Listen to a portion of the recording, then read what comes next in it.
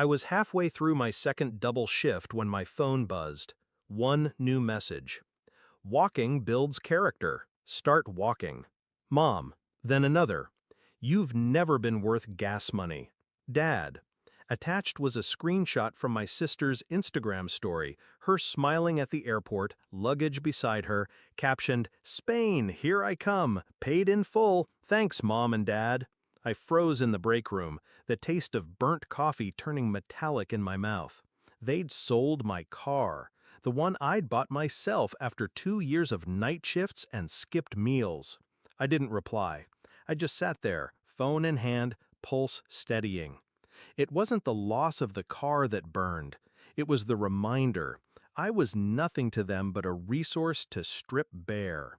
It wasn't always this way. I used to think I mattered. I worked 2 jobs, paid rent on time, brought groceries when their fridge was empty. I thought that's what family did, carried each other. They carried my sister. Trips, new clothes, no questions asked. For me, every request was entitlement. Every need was weakness. I swallowed it for years, told myself love was sacrifice, told myself I was building bridges. But bridges go both ways, and they'd turned ours into a one-way road. The first crack came months before the car. I noticed cash missing from my room, a few borrowed things that never came back. They'd joke about it, as if I was being petty. Then I overheard my mother telling a neighbor I was too stupid to manage money. The same week I'd covered her overdue bills. But selling the car, that was different. That was theft wrapped in contempt. That was my turning point. I didn't scream, I didn't beg, I planned. Step 1, gather. I started pulling bank statements. Every transfer I'd ever made to them, every expense I'd covered, screenshots of texts where they admitted borrowing, photos of gifts bought for my sister with their money, money I'd earned. Step 2, track. I followed the paper trail on the car sale. The buyer was a friend of my father's. I got a copy of the sale receipt through a mutual contact. Price was lower than market, a favor. That favor became leverage. Step 3, strike where it hurts. They valued their reputation more than anything. They thrived on being the generous, respected couple in their community. I started small, anonymous tips to people they owed, quietly letting certain neighbors find out about their unpaid debts and shady deals. While they scrambled to put out social fires, I moved on the legal front. The car was registered in my name.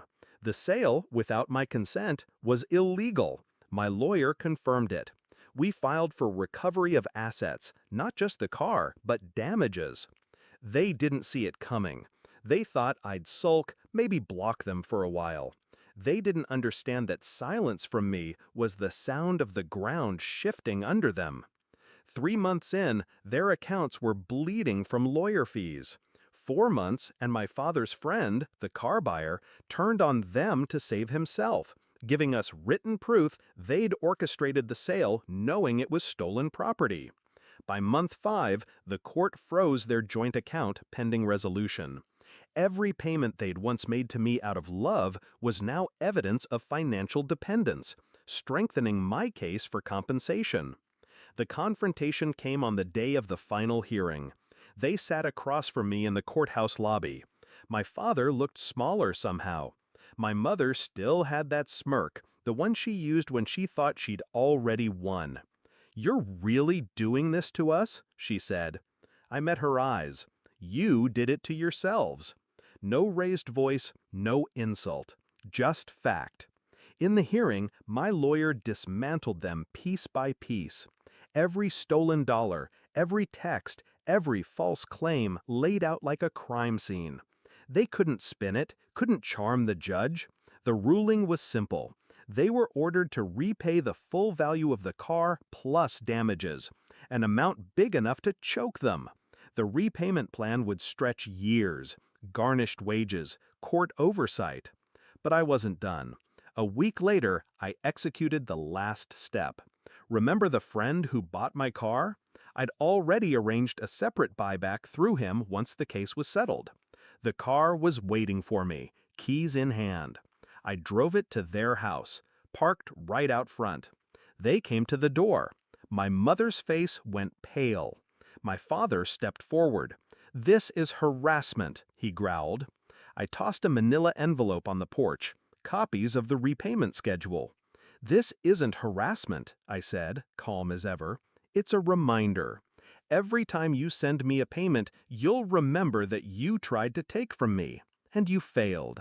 I slid into the driver's seat, started the engine, and pulled away without looking back. I still work double shifts sometimes, not because I have to, because I want to.